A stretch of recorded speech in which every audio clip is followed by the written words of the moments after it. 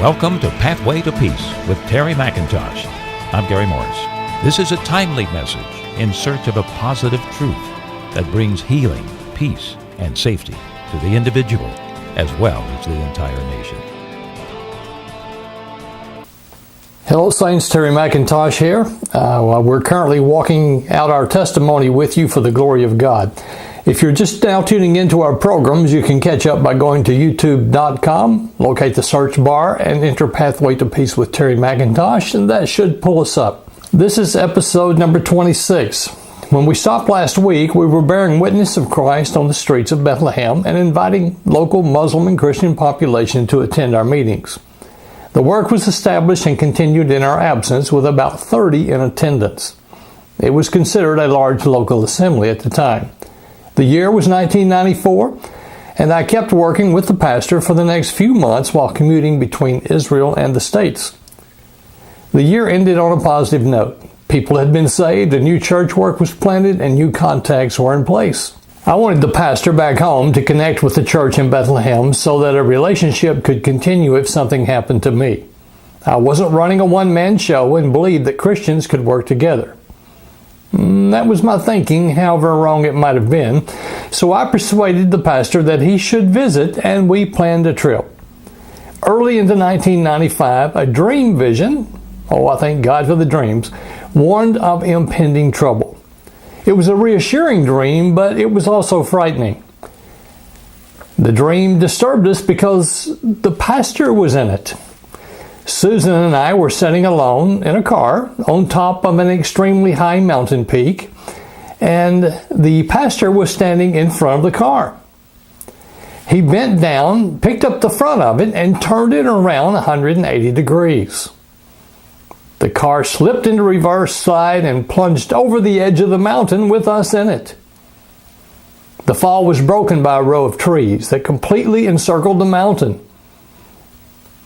They were strong enough to embrace the falling car, and that saved us from going off the side of the mountain to the bottom, which could have resulted in our death. We were safe, despite the plunge. Now, when Susan and I talked about the dream, we recognized it as a significant vision. In August of that year, a church team accompanied us to Bethlehem, and the pastor and I made 2 incursions into Jericho during this time. And on one trip south, he and I, along with a Muslim friend, were held at gunpoint and made to stand in the hot desert sun for a long while as Israeli soldiers ransacked the car looking for weapons or anything illegal. When we first approached the checkpoint, a Jewish soldier stuck his rifle through the window in my face and said, "I could kill you." Well, I agreed that he could. Now, they told us to get out of the car and to walk out into the field to the donkeys. Now, I don't know if you've ever tried to walk up on a herd of wild donkeys or not, but I can promise you that the closer you get, the further away they move. So it's a never-ending walk. So we stopped. I turned around and I shouted back to the soldiers, "Is this far enough?" And they ignored me. They continued ransacking the car, taking apart, even taking the seats of the car out, and left us standing in the hot sun during the process. Now, we waited patiently. My partners remained cool-headed, although the sun was making us all sweat physically. And when the soldiers finished, they put the car back together, left it on the side of the road, and went back about their business. I yelled at them, "Is it okay if we come back?" And they ignored me. Now, understand there's a machine gun trained upon us here, so we want to be cautious. And they would not answer. They just ignored me. So I said, "Well, let's go."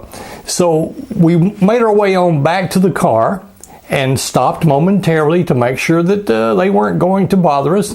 And we got into the car and drove off safely. Now, later that evening, we hosted a front porch meeting at the home of a Muslim friend in Jericho. There were about 15 people who attended. Susan led us in praise and worship, and the Palestinians just observed. Out of respect, I asked the pastor to speak, and he shared briefly about God's love and sacrifice. When he came back to me, I asked everyone to pray and knelt on my knees, praying silently. And I was waiting on the Lord to do something. It was out of the norm, but I was compelled to do it. A very strong wind blew up out of nowhere, and trees began to sway with it. Now, I didn't realize the potential significance of what was happening, and neither did the team. I felt someone grab my arm and opened my eyes to see a team member, and he said, "They're laughing at us." Well, I was embarrassing the team by taking so long on my knees. I rose, and when I did, the wind ceased mysteriously, all at once. Muslims commented about how odd that was, but no connection to God was realized. Maybe there was, maybe there wasn't. We concluded the meeting by praying for some of them individually, and after the team left for America, I experienced another dream vision. And in this dream, I was sitting with some Palestinians at a wedding party. All of us were waiting for the bride and groom to appear. There were a lot of Palestinians and only a few Americans at this party.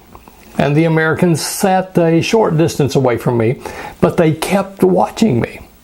A child came and sat on my lap, and I eventually grew tired and stood up. And when I did, the American party took notice and mistakenly thought that I was leaving. They turned and walked away. I was alone. At this point in the dream, 2 Palestinian men approached and said, "You can't leave. You are the main speaker." And with that, the dream ended. Of course, I didn't understand it all, but it would soon become clear. God was preparing to save a lot of people in Palestine, and I was to serve as a main speaker. I did understand that other speakers would be involved, and this was not a one-man show. I would seek partners, and God did call them to our side, and I'm blessed to know them. Nothing would have been the same without them. They've played a major role in all that has transpired going forward. The rest of that year was uneventful until November, and the pastor back home had resigned his position by now, and the home church was under new leadership. Well, I made another trip to Jericho and obtained permission to host a Christian conference in the city. Now, this was nothing short of a miracle. I could hardly believe what I was hearing when the Palestinian Authority representative said, "We're at your command. Tell us what you want." Well, I told them that I wanted to bring a group of Christians in to worship and openly and to pray for the people of Jericho, and that without interference from radical groups, and that I wanted armed guards to ensure safe passage for the people who would come with me. Well, the PA agreed to every demand, and that without demanding anything from me in return. Now, I could see the hand of the Lord all over it. The dream vision I had would prove to be right. God was going to save some people. I went back home and presented this opportunity of ministry to the new leadership in November of 1995. Well, that's actually when I returned home. I couldn't get a meeting until December. But when I did, they weren't so excited about it, and instead they suggested, or actually demanded really, that I get out of ministry altogether. The new leader said, "Now is not the time to go to Jericho." Well, I was very hurt by the leadership and completely disillusioned with it. He didn't realize that he was messing with God. He thought it was a McIntosh thing. And he didn't realize that a price would be extracted. He has since gone the way of failed leaders, and I hope that he has completely recovered. God bless him today. But I was so hurt that I cried privately. I admit that. It hurt deeply when my peers rejected the plan of God. The call to step aside was compounded with rumors that I was ignoring the needs of my family, and it was untrue, but it circulated among church members and friends. Every time I was at home, I did work. I worked in various job positions in sales, and Susan was furious about the accusation, and she paid a personal visit to the pastor to his great dismay. Well, I was being turned around. We were being turned around as the previous vision had warned. We were being thrown backwards off the mountain, but God was catching us. I knew we wouldn't be destroyed because of the warning that had showed the row of trees catching our backward fall from off the mountain. I also remember the vision about the wedding party.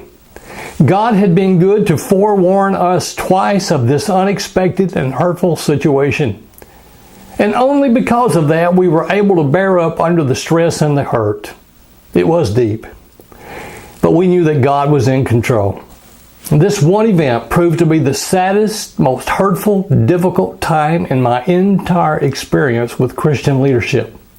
It was far worse than the rejection I had experienced at the hand of Messianic leadership in Israel.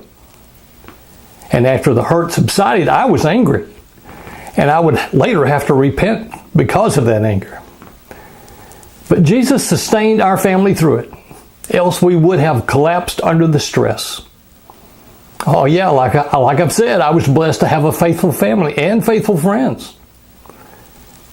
And since the new leadership wouldn't allow us to address the church about the Jericho event, the Lord managed to do it a different way. He got us on the coveted front page of the local newspaper in January of 1996. And I had absolutely nothing to do with getting it done, except to answer questions the journalist posed. And there it was on the front page, my picture with a Palestinian Authority representative, with an invitation to come to Jericho and to proclaim the gospel. I didn't arrange it, like I said, the Lord did. He couldn't be stopped, and interest in the Jericho event mounted locally. The new pastor called and said that he had reconsidered and that I could take 5 minutes the next Sunday to tell people about it. Well, he hated doing it, I know, but he was forced to do it because everyone was talking about it. He failed to see the Lord in the mission after all that was happening. In May of that same year, 1996, the Lord put a small team together and we went to Jericho. We evangelized the streets of Jericho under armed guard by a team of Muslim military personnel packing Russian-made AK-47 rifles. They were there to send a message. Don't mess with these people. They're here with our permission. Residents were astonished. We hosted a public gathering in the local cultural arts building and prayed for Jericho and for peace of the Holy Land. We showed the Jesus film to the local attendees. It was a first-time event in the city, and most of the younger people had never seen a movie before in their lives, and it was all a God thing. On the heels of that successful mission, I was inspired to reach as far and deep as possible into the heart of the Palestinian people with the love of Christ. I remembered what the Palestinian man in my dream vision said, "You can't leave." So I decided to plant a church work in Jericho. I located a home to rent and named it the Jesus House of Prayer. I didn't ask for permission from the authorities. I just did it and then notified authorities of our presence after the fact. The ministry was founded on the Word of God and not that of man or official papers. Amazingly, everyone in authority accepted it. The Lord financed rental of the home for 1 year with a real miracle that came in the mail from saints who had no idea what was going on in our lives. The family living in the house that we were going to rent wanted to move to the States, and they needed 1 year's rent up front. And I agreed to pay that, although I had no money.